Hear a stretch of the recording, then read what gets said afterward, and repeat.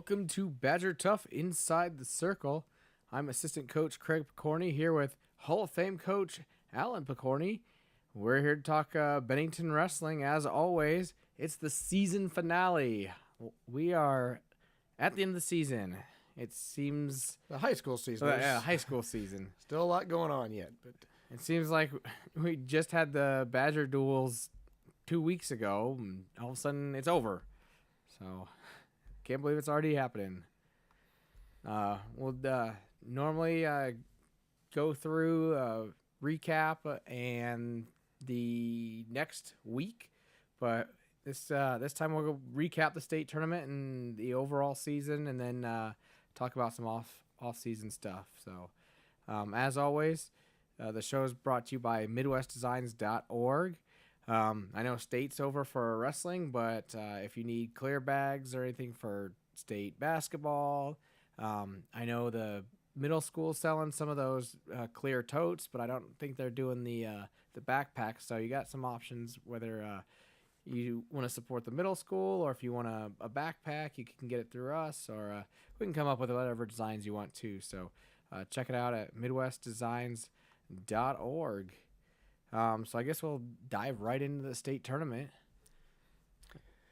Okay, well, had 3 guys go. Yeah, we had 3 guys go. That's the lowest in a long time. I don't know. I didn't go looking back how long, because we don't normally record qualifiers, in any of our records. But I could look it up if I really wanted to. But it's got to be 25 plus years at least since we've had that little amount of wrestling. I think sometime in the mid-90s, I think we had 2 or something like that. But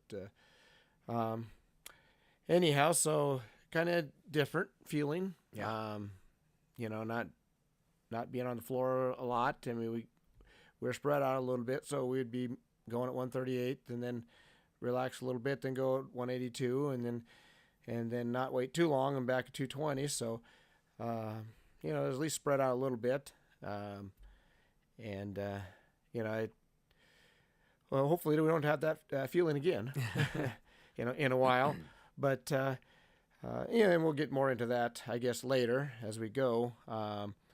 As far as the state tournament went, not a lot different than I expected, but would have liked to have gotten some more wins. I really thought Colby would get a couple wins, and I thought he had the potential to medal, but he was going to have a tough road to get there and beat some really good guys to get there. And, he's capable of doing that. Whether, right now his mental state is, I think he got as far as he thought he can go. And sometimes when that happens, guys reach what they think is their potential. They kind of plateau and maybe not wrestle where we believe they can, and that's why we set goals high and ask guys to set them high and try to achieve them, so that you don't plateau, I guess. Right. I see that a lot. Guys who they're very excited that they made it to state.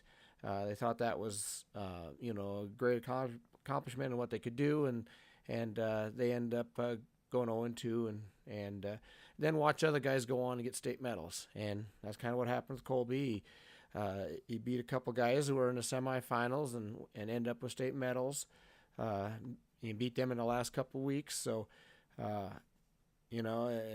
so we know he's capable of it. Also watched him wrestle the state champion, as tough as anybody did at the state tournament when we were at districts. So we know he's capable of it. I think, after this tournament, I think he knows that too. At least I hope. We had some discussions on that for next year, he's got to set his goals, to win in state medals, and he's able to do that, and that's and the same thing happened last year. I had talked to him about being he's capable of being a state qualifier, and I really felt that he could do that, and I'm not sure he believed that or not, and that was what I wanted his goals to be, and I do this with all the kids. Right. Talk to them. In fact, I talked to both Buzz and Garrett throughout the season too on adjusting their goals. And I do that from time to time when I see kids maybe doing better than expected, or showing a lot of an improvement, or maybe they set their goals lower than I feel they should. But anyhow, Colby last year, same thing. I was telling him, hey, you're a state qualifier type. He didn't make it, but then he saw some guys who qualified that he beat. And this year I'm telling him he's a state medalist caliber wrestler, and whether he believed it or not, that's the question you would have to ask him. And it's nothing bad for him. I mean, it's not that there's nothing to say that he's bad in any way by not thinking that. That's normal part of when you got guys who haven't done a lot of elite wrestling when they're younger, and maybe stuck with just some of the club tournaments. When they start reaching those higher levels, it takes them a while to start believing, hey, I'm really that good. Right. I really can do that. And so they're usually a year behind on that. And so I think he sees that now, and that he's a state medalist kind of wrestler. And there are things he needs to work on too. And the exciting thing I think with him is, he's developed something off the bottom that's very effective, and people are going to be scared of that.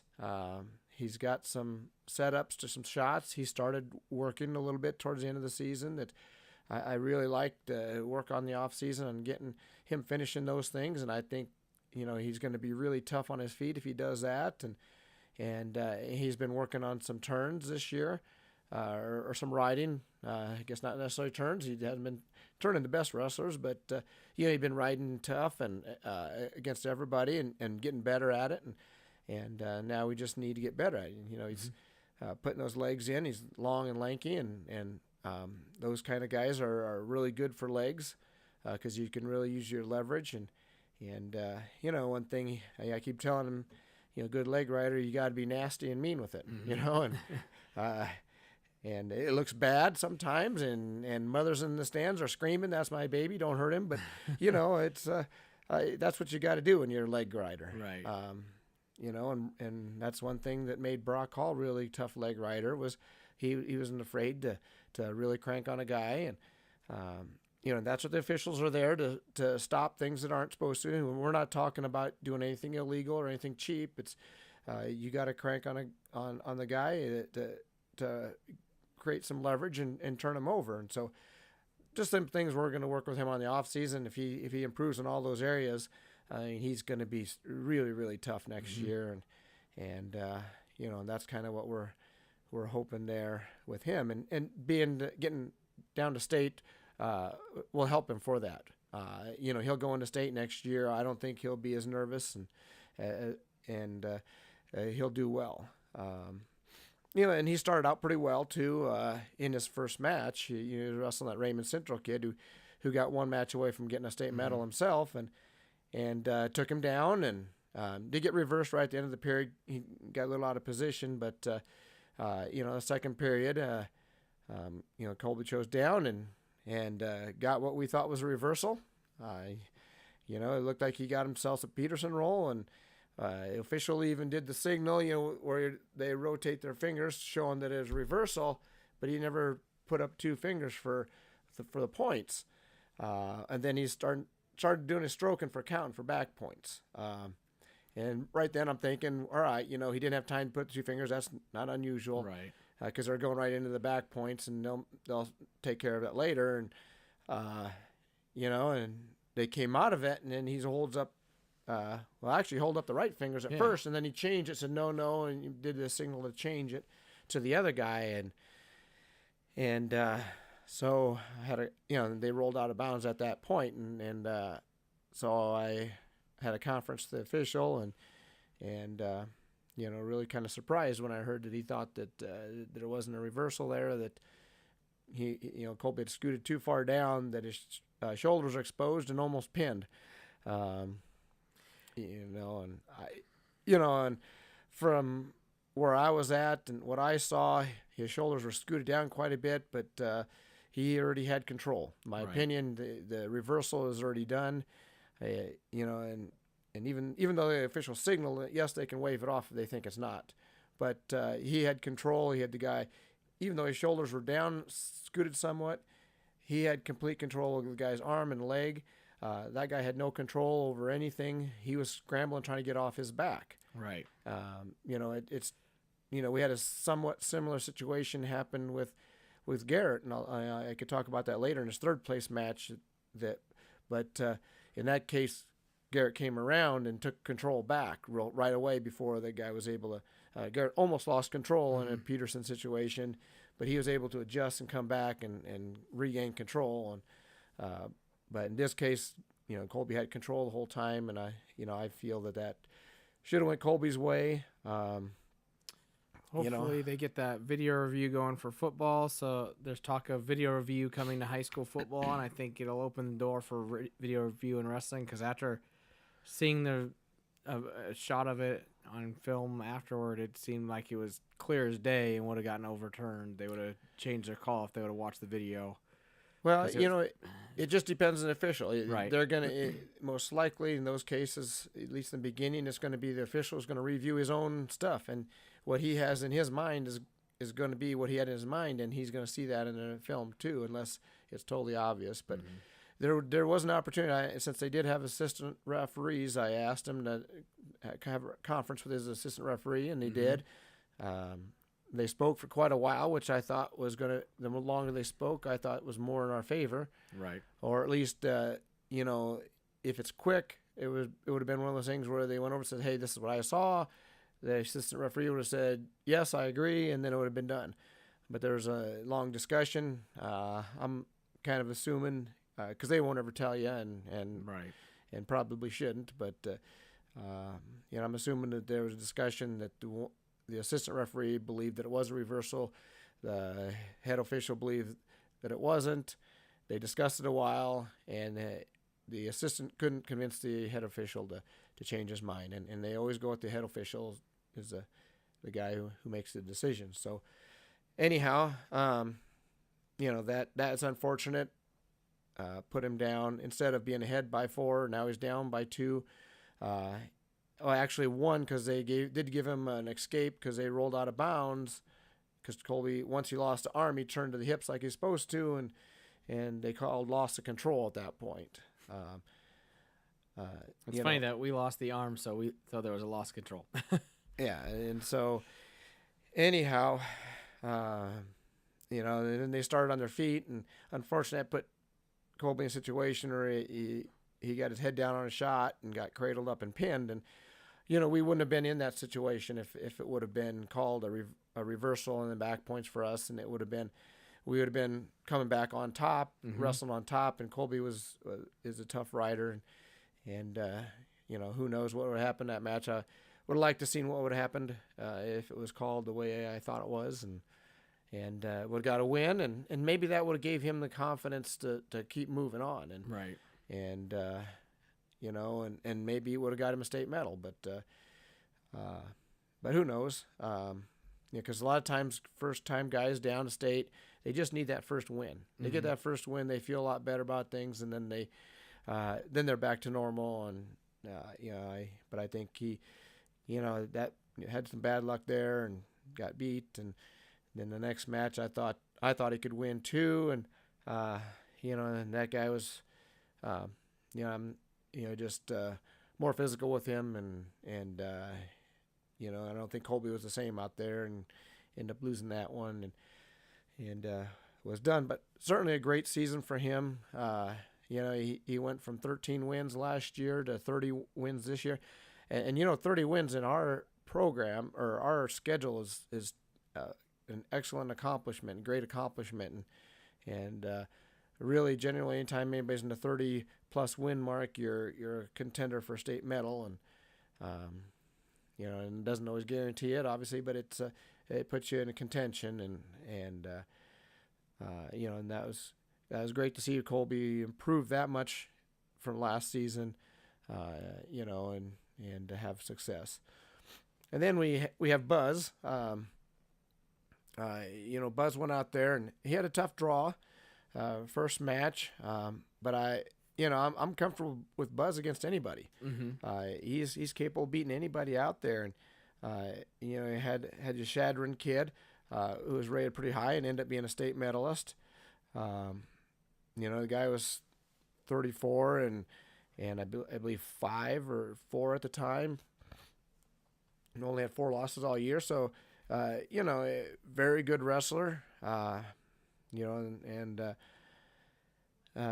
got the takedown and was in good position. Looked like he's going to lock up a cradle, and it was pretty darn tight. But we were kind of on the close to out of bounds, and the guy was trying to scoot off, and Buzz was trying to pull him in, and if we're in the middle of the mat, I think Buzz takes him over with no problem. Yep. But he's starting to pull and kind of then loses the cradle and ends up getting into a scramble situation where he gets put on his back out of there and ends up losing that match, unfortunately, and which is too bad because I thought he could win the next one, and obviously that Shattering Kid won the next match, and I thought Buzz would have a good chance of getting in the semis, and he would most likely have the York or the Lakeview guy. He wrestled the districts and wrestled him tough, and so with Buzz anything could happen. He's very tough, very strong, very solid on his cradles, and gets a lot of pins and beats a lot of good guys. But one thing with him is he's another guy that came a long, long ways from last year. Right. Buzz didn't start wrestling until high school, so no experience at all coming into high school. He spent most of the time on JV last year, which was tough for him because he'd spent some time varsity the year before. Mm-hmm. But he couldn't quite win the wrestle off against a senior, that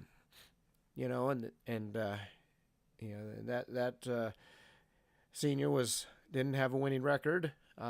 So Buzz was behind JV behind a guy with the losing record, and Buzz only had 5. He did get some varsity time a little bit, had 5 wins in varsity level, but where he came from last year to this year is just tremendous. Mm-hmm. 40 wins on the season, 34 pins, which ties a school record that's been held for 32 years.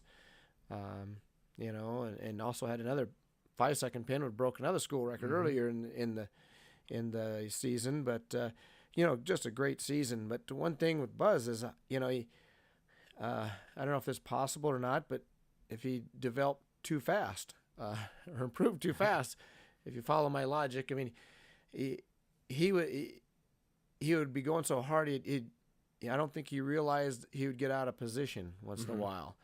And that's, like in that match against Shattern, he was going hard, and that's what you want. He was intense, but he would get himself out of position that, if he had more experience, he would feel that and be able to react to that. Right. And not get in trouble. And then he would get in trouble and end up on his back because, he'd be a little bit out of position against, and these were against great wrestlers. This wasn't against bad wrestlers either. And then he'd end up getting pinned, and unfortunately, and that's kind of what happened that first match. And then the second match, he comes back, gets a pin, which is good. Thought, okay, we got things rolling here.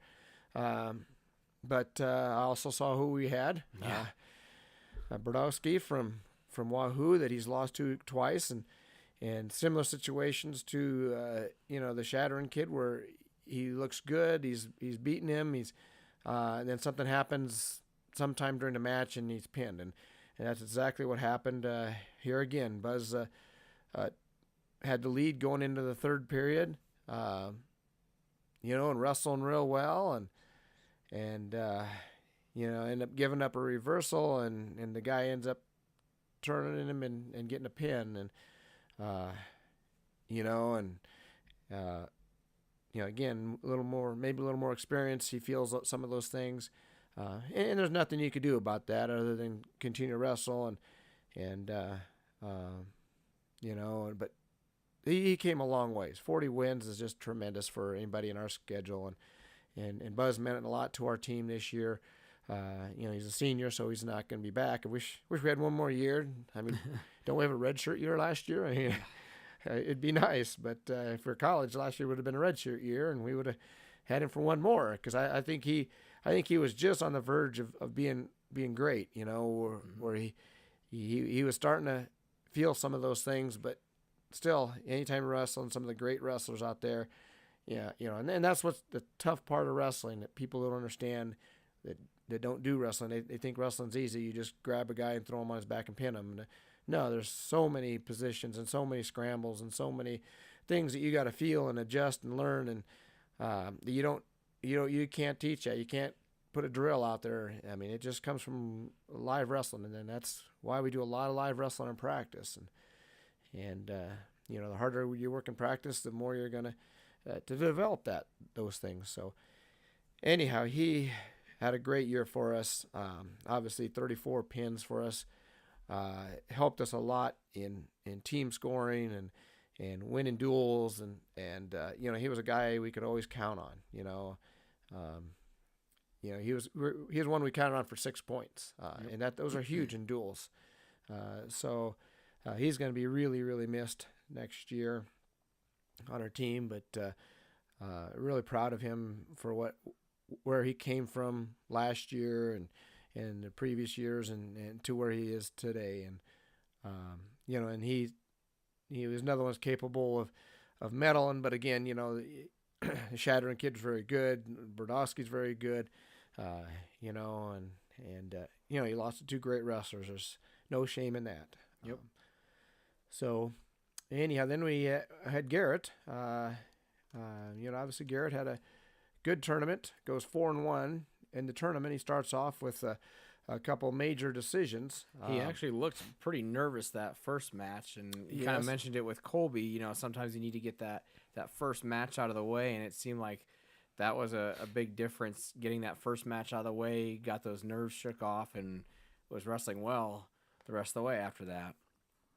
So, yeah, he won the first one 9-1, and that was good. But yeah, it started off, you know, like you said, and I do kind of watch and look at kids as they're warming up, especially at the state tournament, what their facial expressions are like, and you know, their body language, to see if they're nervous or not, or it's normal. mm-hmm. You know, if they're normal, then everything's fine. You know, because we see them throughout the year all the time, what they're like warming up, and yeah, I was also a little concerned about Garrett too. Starting out, he looked a little more nervous, and really all our guys, none of them ever went to the state tournament. This is the first time since I've been here, we hadn't had somebody go to the state tournament or a returning state qualifier, because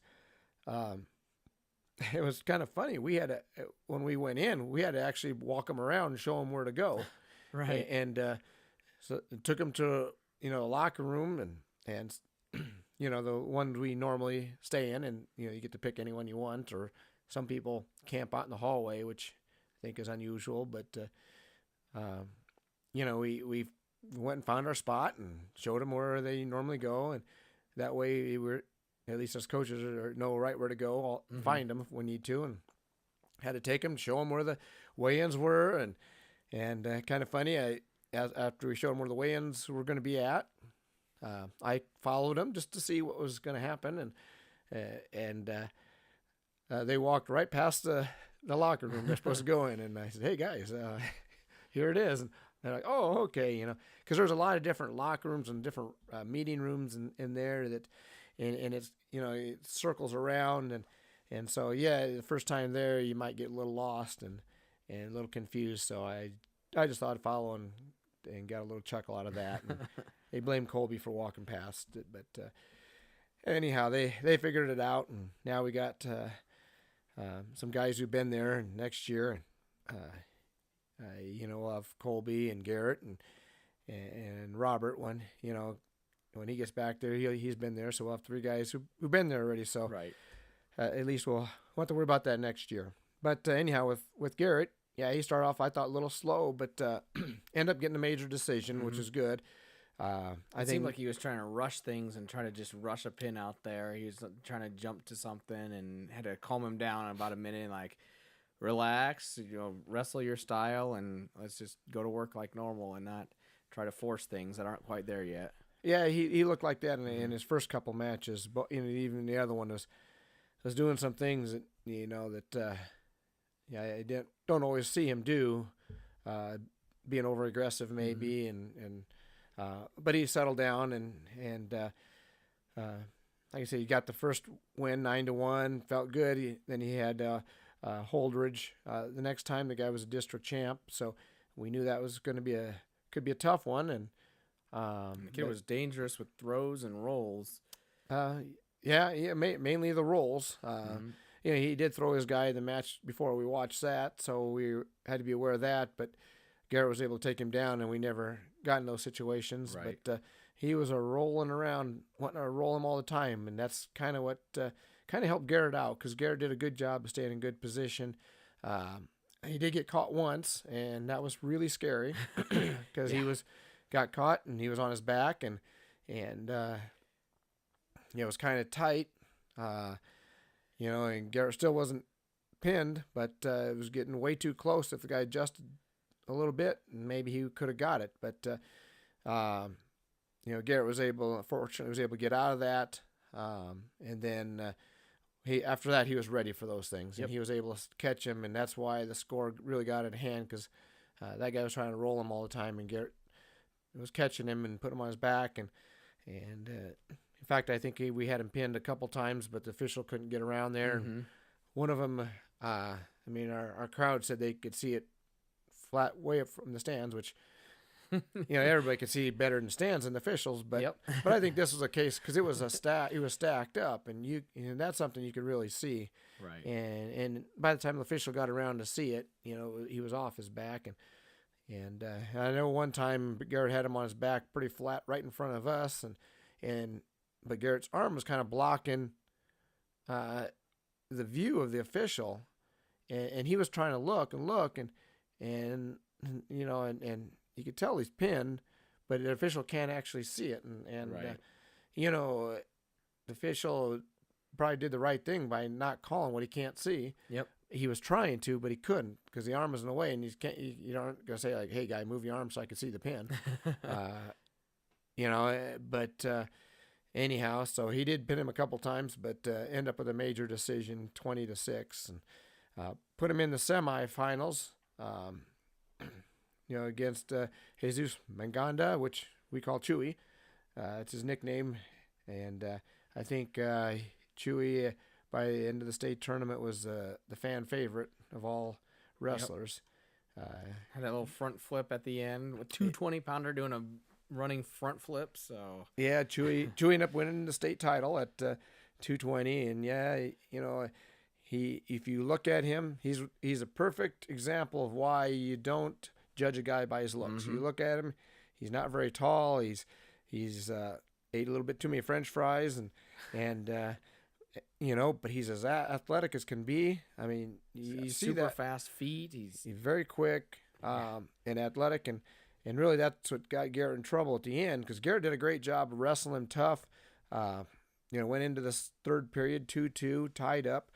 And he's wrestling him tough, and they both seem to have taken a shot at the same time, but Garrett's was off just a little bit, where he got knocked backwards when they hit each other, and Chewy's able to jump on Garrett and get the takedown. So now it's 4-2, and Garrett gets away 4-3. So and Garrett's going. He's not gonna stand back and just dance for 2 minutes or another minute and let the clock run out and lose. He was going for it. And unfortunately, he got a little bit impatient and went a little hard, rather than, he did have time to set things up a little bit better. But I'd rather see him going for it than dance for 2 minutes and let the clock run out and lose by 1. Because, at least you got a chance to get something. And Chewy's just so athletic that, he wouldn't take he was off on his shots, with his head down, and Chewy was able to down block and go behind. I mean, something we teach every day in practice, and he scored time after time after that, and it kind of got a little out of hand on the score. But anyhow, Garrett wrestled him very tough. I thought he wrestled him better, even though the score may not show it so much.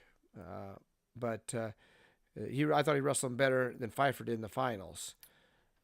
Yeah, and really, it was a lot of the same stuff that Pfeiffer got or Chewy got on Pfeiffer with, he'd get a down block and quick spin behind and have the hands down, get both hands behind and get a quick 2, and then be right back up. So he was real good at getting that quick 2. Actually, I think Chewy against Pfeiffer, it was a couple double legs. Yeah, he had a couple double legs, but I'm saying at the end of the match where Pfeiffer was having to push the pace a lot like Garrett did at the end, it was same things there where Pfeiffer's pushing the pace and he's getting these quick down block go behinds. But yeah, Chewy was doubling him. He only scored 5 points on. No, I don't know what you're watching in the finals there. It was a close match. He was trying to. But I know he got one. If he got one, but I don't think he did. But I think you need to watch the film again. They'll have to. I know he had a couple doubles that he didn't score on, that they went out of bounds. So because he was getting in on Pfeiffer's legs, and he did finish at least one, I know, and maybe he got one go behind. So we'll agree on that then, I guess, and settle in the middle somewhere on that. But anyhow, I thought that he wrestled him better overall. He score got out of the hand at the end, right, with Garrett because of Garrett just attacking relentlessly, trying to make something happen. But anyhow, he lost that one, and so goes back into the consolations, and and has a kid that is very dangerous. You could tell he wants to throw, and so those guys are pretty dangerous, and Garrett did a nice job of wrestling him tough and putting him on his back and pinning him right away, and got a first period pin there against a quality opponent. And, there's Laszlo from York, and New York has got obviously their football program. They got a lot of great athletes, and here's another great athlete in their football program. So good win for Garrett there to get in for third place, and now he's got Kaiser from Northwest, and two issues there with that one going into it. You got Kaiser as actually a returning state runner-up, so obviously a good wrestler. Plus, he's already beaten Garrett once, and actually 3. And the third thing is, anytime teams are in a team race, a lot of their individuals step up to another level, and because they're teams in a team race and they're doing everything they can to win a state championship as a team, and Northwest did win the state championship, and so that's something to be concerned about as a coach, that that guy is maybe raising his level, but Garrett did a good job wrestling him tough. I'd say and 4, he lost early, and so he was coming back. He was man on a mission kind of thing, pinning his way back through the consolation side. So he was on a roll, whereas Garrett had lost in the semis, and he came back and got a win in the Kanzi semis, but Kaiser had been on a roll at that point, and it seemed like it could be a snowball effect too. Yeah, he had 4 pins in a row. He got upset that first round, which is really a strange situation, and I know their coaches were upset because we'd actually exchanged film with them, with the Boys Town guy, and before I realized that he lost, I asked, if they got the film and get a chance to look at that, and he said, yeah, but they lost. Although Boys Town lost also, which was kind of interesting, and so they're still wrestling just on the other side of the bracket. But yeah, you're right. Kaiser was he had 4 pins in a row and on a roll. So that's something to be worried about. But Garrett did a nice job, and where 2 of Garrett's points came was something like we talked about, that Kaiser looked like he was attempting the Peterson roll, the guy's hips out and rolling him, but Garrett did a good job of adjusting and kind of came with a crossface over the top, which when he hit it,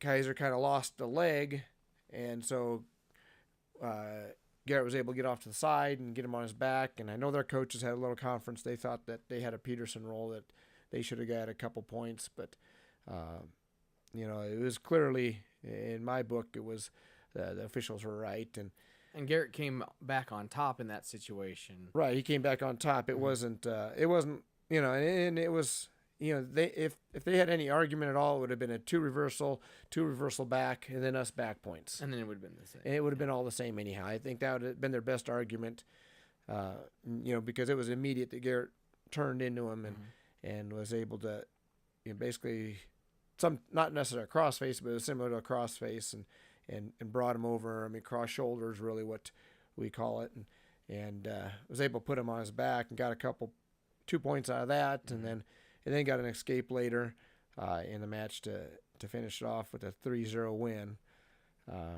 So finishing third in state, for Garrett, tremendous. I don't think he believed he could be there early in the year, and as the season progressed, I think he started seeing that, and we had conversations about setting his goals a lot higher, and he was right in there with the best guys out there, and with obviously Pfeiffer being a runner-up, he had beaten him during the year and lost to him during the year also, and Kaiser. I mean, all four of those guys were the best four, no question, in that class. And Garrett beating two of those, just couldn't beat Chewy is all. But he gave Chewy a good run for his money. But a great tournament for Garrett. Good to see that. Also, that helped continue a 41-year consecutive streak of state medalists at Bennington, and that's something to be proud of. There's a lot of schools out there that don't have any. I mean, that no streak. They're at 0 right now, because they didn't have state medalists this year. So it's something to be proud of for our program, the consistency over all the years, But even though we only had 3 qualifiers, looking back at our districts, kind of going back a little bit, we had 6 guys that I thought were one match away from qualifying. You put 6 more guys in there, that's 9 qualifiers. We're feeling really good about things, about qualifying. Now, those guys, they've improved a lot over the year, but some of those maybe got a win here or there, but also might have been some 0-2s in there. But it'd have been nice to get them there, like I said, experience that first time, because I'm real excited about the future. You got out of those 9 guys we're talking about, only 2 of those are seniors. Right. So that's 7 guys coming back next year that we're basically one match away. And if they can raise their level that much more, we got 7 qualifiers already, and that's not even counting, if we have any incoming freshmen that can help with our team. And I'll find out a lot more coming this next week when I go help middle school out and see where those guys are at. But, other guys on our team that, didn't make varsity because they're seniors in their spot. Maybe they step up and do some stuff too. But a good core group, guys coming back and very young, across the board. Our seniors next year, we're going to have a good solid group of seniors. And then we're going to have a lot of very young guys, and some good ones in there. So, real excited about what's coming up with the team, and the opportunities we have in the off season to get better. A lot of the guys are real excited about doing stuff in the off season, and I guess maybe we'll talk more about that in a little bit. Another thing with the team as far as relation to state and stuff was that we may have had 3 guys qualify, but you look at, we beat Norfolk in a duel. They had 10 qualifiers in Class A. Right. Elkhorn South had 9 qualifiers in Class A. Bellevue East finished, I believe, 9th in Class A. We beat them. So we had a great season. If you look at overall season, we had a great season. One of the things that as a coach, I try to make sure we're developing everybody, from a guy who never wrestled before and maybe not necessarily athletic, we'll work with them just as much as we work with our state champs. And Mm-hmm. I mean, that doesn't mean we don't help our state champs out. Don't get me wrong. We make sure they're taken care of too. And I think the way we run practices and stuff and how we do things does that. And I think our history has shown it, because we've had some of the elite wrestlers in the state, and I've been able to develop them and develop guys, to go on to college and have success immediately in college. And so if they're having success as a freshman in college, that they were well trained generally in high school. So it's across the board. We try, and I think that's our focus on the entire team, not just individuals. Mm-hmm. I think is why we had a good dual team this year. We beat Logan Magnolia, who qualified for their state tournament and ended up taking 7th in Iowa, which is pretty dang tough. So yeah, good dual team. Yeah, so we had a great year, and it was a fun year too. The kids were great. They were willing. They wanted to learn. It was real hard in the beginning because there was a lot of guys that didn't know. You'd say a move and they didn't know it. I mean, we teach it before we show them before we actually drill them. But even after we show them and we would call it out the next day, they'd look at you like, huh? What is that? And I mean, there was times real early in the season where be going around and helping one group and the other group's over here just sitting there not doing anything because they don't have no clue what to do. Right. And so we're trying to help them, and you guys are over there helping these guys because we had 19 guys who never wrestled high school before, or never, and maybe a couple of those 19 guys that even wrestled before, very little, and so a lot of teaching early on, but as the season progressed, they picked things up quick. They were eager to learn. They worked hard, and I mean, there's even some of those freshmen, and you hate to do it, but you had to tell them to slow down a little bit because they turned a drilling session into a live match, and they weren't. I mean, they basically weren't drilling the technique we wanted to do because it started that way. It ended up in other stuff. No, you got to. So we're teaching them how to drill and how to practice, and so they're going to be a lot better now, and that same work ethic will be there, just more controlled and as they learn, and so I'm really excited about that. And, it was a great season. It may have been, disappointing in the results, not necessarily in the kids, as far as qualifiers, but that was also not a surprise, because we knew going in that how young we were and inexperienced. But the surprise was how well we did in duels. And so, again, real excited about the future. Any team races, if you want, I don't know if you wanted to go on that. Scott ended up second, and it was quite a battle for that first place throughout the whole tournament. It came down to the second to the last match of the day, which was their last match. Last match that they had a kid in, and it came down to the wire. Really. Yeah. Their kid could still have won the state championship for the team.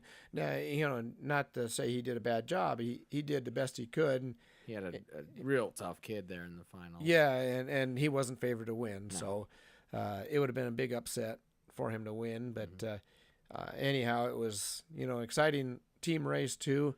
And one thing, that I kind of got out of this is like, there's only 4 medalists on the team that won the state tournament. Mm-hmm. We're not that far away. Right. I mean, you look at even the qualifiers. Scott only had 5 qualifiers, and that's almost unheard of for them in the last 20-plus years. And if you look at the state points overall for even the state championship, nobody broke 100 points in Class B, which is also a huge rarity. So the points were really dispersed a lot, and it was just tough, across the board. It was more depth spread out instead of, 1 or 2 teams being super deep and super strong and, it being a 2-3 team race. It was many teams were in it, down to the wire, down to the last day. Well, sure. And ironically, our district, as tough as it was, maybe knocked a couple of our guys out that probably would have qualified in most other districts, also changed the team race. Right. Because Scott had 2 guys, especially one that got beat out that would have made a difference. Either one, if you had got either one of those guys in, they probably would have won the state title. Yep. So, ironically, our tough district not only hurt us as far as getting more qualifiers in, it also changed the team race. But that makes it exciting. But my point is, even if you look at Scott would have got their guys through, they're going to graduate some. Stoltenberg's back. Is it Jensen? I think is graduating. But and they'll have a lot of guys back. But they're still, even if the guys didn't qualify, you're probably looking at 5 guys maybe medaling next year. That if you can round up 5 guys somehow that can get some state medals and maybe some high medals, you're right in it. The state championship run. I'm not talking only the top 5. I mean, talking about state championship run. So, with Garrett where he's at, he's a guy that maybe you got to say one of the top 2 or 3 in the state next year, and maybe he's the only non-senior that medaled. In his weight class, correct, but you never know if that Grice moves up from 95. Right, that's what I was about to say. Yep. And so if that happens, well, it depends on what side of your bracket you're on, and or if Garrett decides he's going to go up to 285, maybe he decides that he hits the weights hard. Maybe he's 240, and he thinks, hey, you know what? I like eating, and I'm going to stay up here. And even heavyweight, there's some good graduation there. There's a very young, that Brown from Waverly's very, very tough, but watching him at state, I see some weakness in him that you can take advantage of. That if Garrett's up there wrestling him, we're going to certainly try taking advantage of that if we can. So Garrett, I think, going to be in the hunt for a state title next year. Funny enough that 152, that thing cleared out like I've never seen a weight class clear out. And I'm counting on Andy's analysis. So if I'm wrong, don't call me up or text me or anything like that. Well, Tell me I'm 52 wrong. was all seniors. According to Andy, and I didn't verify it, I trust him. Every single wrestler that won a match at 152 was a senior except for one match. And that match, that was because there are 2 underclassmen going against her. So somebody had to win. Yep. And then he lost his next match. So all the seniors are completely cleared out of that one. Luke was right in with those guys. One of the guys he beat was a match away from medaling, and so he was, and even some of those medalists he wrestled, he didn't get blown out. He got beat by him. It was solid. I mean, maybe 4 or 5 points. He got beat by some of those guys, but he wasn't that far. And he's still young and has got a lot to develop technique wise. If we can work that technique, I don't know. That might be one of the surprises of the year next year for us. If he may be a top 3 or 4 guy. Right. And you even look at 160. If anybody were to stay down or stay at 160, and guys move around, the top 5 were seniors there. Sophomore took 6th, but top 5 there graduate. Yeah. So that chunk there is heavy senior group there that's going to graduate, and it opens up a lot.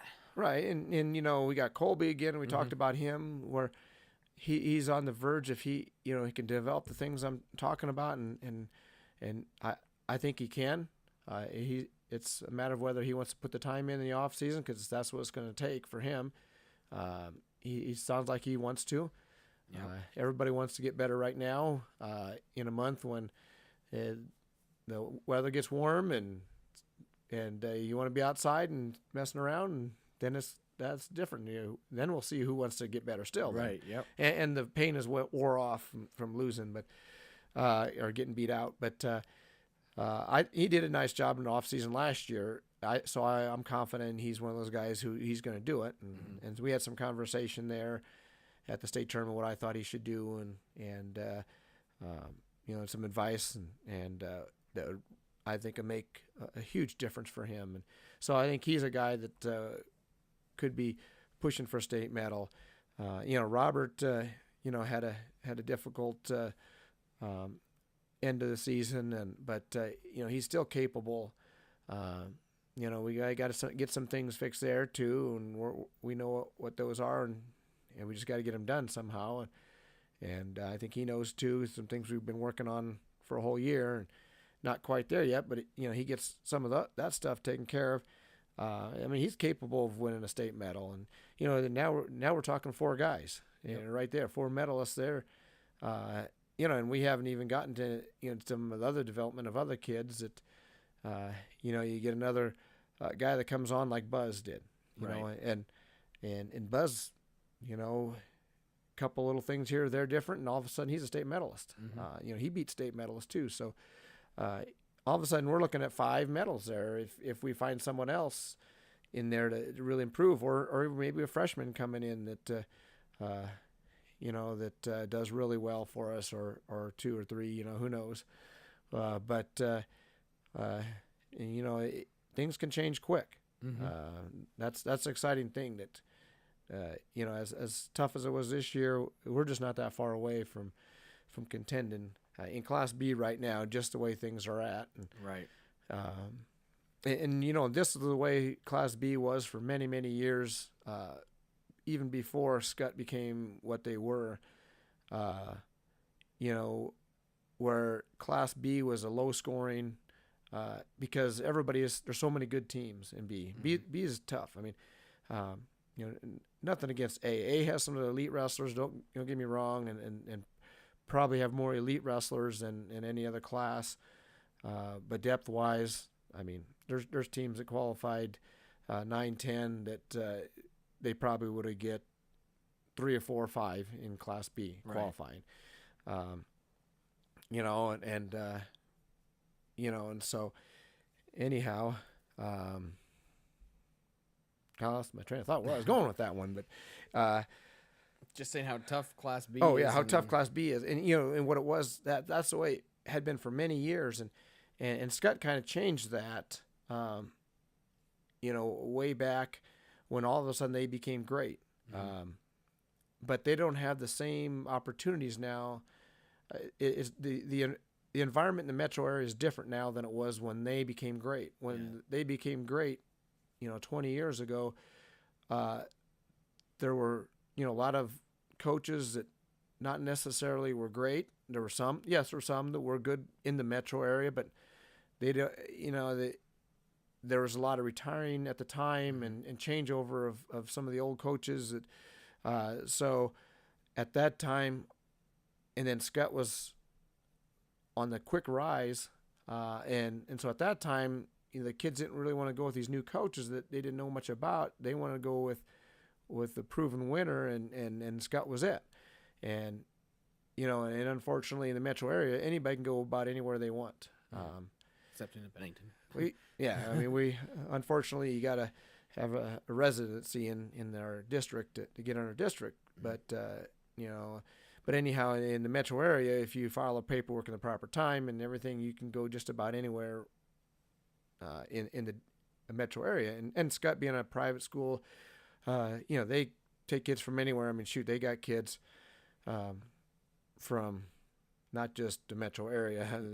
They got them from across the river. They got them from up in Takema and all the way in Kearney, and all kinds of things where people move, were coming at one point. So they were drawing everybody, and now you got a lot of a lot of great coaches in the metro area that, kids are not saying, hey, Scott's the only place I want to go. They're like, I want to go to Millard South. I want to go to Papillion. I want to go to Bellevue East. They're in Burke and so there's a lot of the talent is spread out more, and so Scott's not getting that like they used to. So they're going to be more human. Obviously, they're still going to be dang tough, in the near future. They got a good feeder program to them, Right. a lot of great history. So it's going to take a lot to continue to break that down. But still, it's not going to. A few years ago, I figured you need 8, 9 medalists to win state to beat Scott. Now I think 6 will do it next year, and that's where B used to be back before Scott was Scott and pulled everybody from the metro. And but that's because B is so tough. Yep. And again, we're not that far off. And with our youth, I really like what we got. Their work ethic, some young kids coming up, and even start going down some of the younger grades too. That we got some club coaches doing an excellent job, and kids coming up that are going to be dang tough. So, if you even want to call this a down year, which I suppose technically you can, this is we're on the rise, in my opinion. Yep. And it won't be long, and we're a perennial top 5, 10 team challenging for state titles again, and all that. And, at least that's my plans. Yep. So, that was Class B, and like I said, the team race ended up Northwest won it. Scott was second, Hastings third. So very, very exciting team race if you're watching that. It'd be much more exciting if we were in it, but we'll be there. So, anything else you want to cover on the state tournament? We're Not really. We're going. got a lot of talking already. got a lot in for only 3 guys. Imagine if we had 9. That would have Be a full day episode. Have to take breaks and when we start talking wrestling, I don't mind talking about it. Plus, it gives the parents and their fans out there details on what we're thinking. Yep. So maybe they understand our program that much better. And we don't give enough secrets so our opponents can take advantage of us. Because notice I didn't tell what I've been working on with Colby. Yep. Or Robert or anybody else. All right. Where are we at? Craig, you're the head on this was one. there anything else on the season you wanted to talk about? We touched a bit on the season overall, but I didn't know if there was any more details you wanted to touch on. Nope, I did cover that. Yep. Everything I thought of. I knew that would that kind of transitioned into that too. Yep. So really, I know you wanted to talk about some upcoming off-season stuff, summer league, camp, that sort of thing. Yeah, just kind of touch base on that. It's real early yet. The details will get out to parents as we get them all. But I'll probably have an email out this week about some of the upcoming opportunities we got going on right now. As far as wrestling goes, what I told the kids, first of all, if they're in a spring sport, do it. If that's what they want to do, do it. Right. Don't. I'm not asking for anybody to quit track or soccer or anything like that. The other sports that creates athleticism that we don't teach.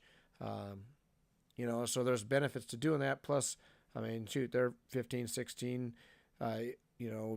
years old. They're in their teens, and it's time for them to have fun. If they want to enjoy a sport, let's do it. But there are opportunities out there. If they're not, the number one thing, whether they're in another sport or not, they definitely need to be lifting weights. Yep. That's a definite thing. Obviously, in season for another sport, you need to talk to your coach and work within that. What they're doing. If they got weight training in school, what's going on there. If they're not in a sport, the weight room is open after school. During the spring, I'm not in there all the time or very often because generally that's still run by the football coaches who've been they've been doing the winter and the spring part. If they needed a workout, I'll get it to them and so that they have their workout for the season. And so for lifting weights, got to get in there. There's opportunities at that little gym down on 156th and Bennington Road. If you want to get there in the evenings or early mornings, could do that too. No, yeah, that's going to cost you. The lady there's not. she's not gonna let you in free, but Yep. but you gotta. I mean, that's a business. It's gotta. Yep. You gotta do that. I keep trying to get these discounts for wrestlers, and yeah, she's tough nut to crack, but she's gives in once in a while. But, anyhow, but there are free opportunities at the school. Yep. Let's do that. Get in and lift weights. I'll be in the summer afternoon sessions, running that, and also during the fall I run the weight room at the school then. So definitely got to lift weights all year long. I'd rather see a guy have to go up one weight class because he put 5 pounds of muscle on than stay down. You're much better off putting on the muscle because you know my philosophy. I said that since you were like 5. Technique always wins over strength, but when that's true. But when you're strong, your technique works better. I mean, if you're off a little bit, you're able to pull it in a little bit better. So you got to get stronger. So it's very, very important. And anytime guys have gone up weights because they got too strong, it's always benefited them. Well, I mean, you look at a guy like Kyle Dake, who in college went up every year another weight class and just got better and better and better. Now he's a world champion. So, I mean, at that level, it even shows that getting bigger and stronger is a good thing. Okay, yep. So I encourage everybody to get in the weight room, number one. Number one, I mean, you participate in the sports you're wanting to. Get in the weight room. And then we have several other opportunities, and those things I'll send more details out, and as far as camps and other stuff and that are going on. Probably it'll be similar to what we had last year.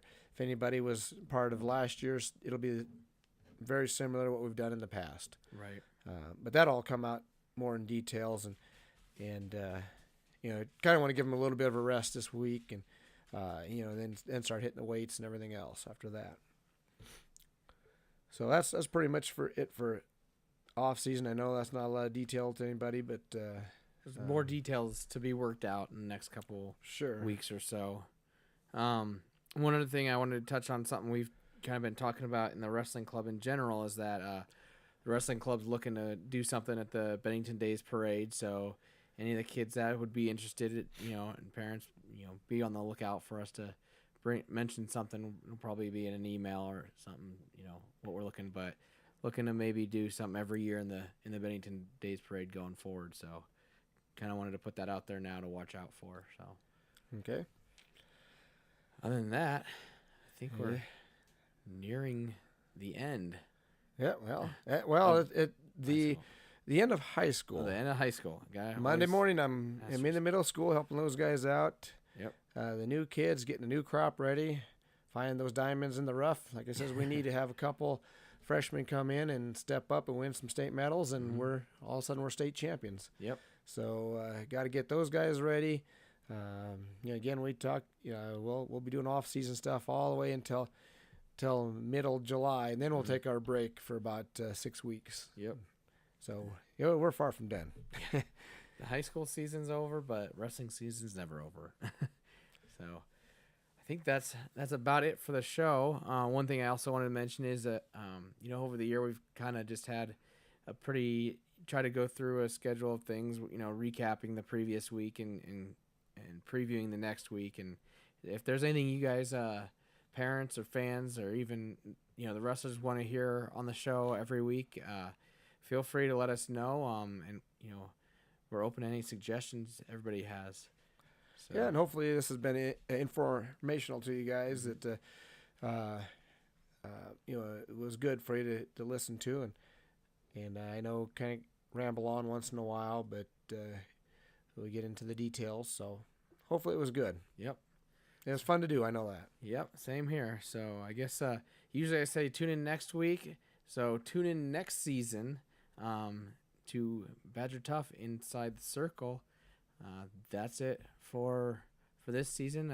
We'll see you then.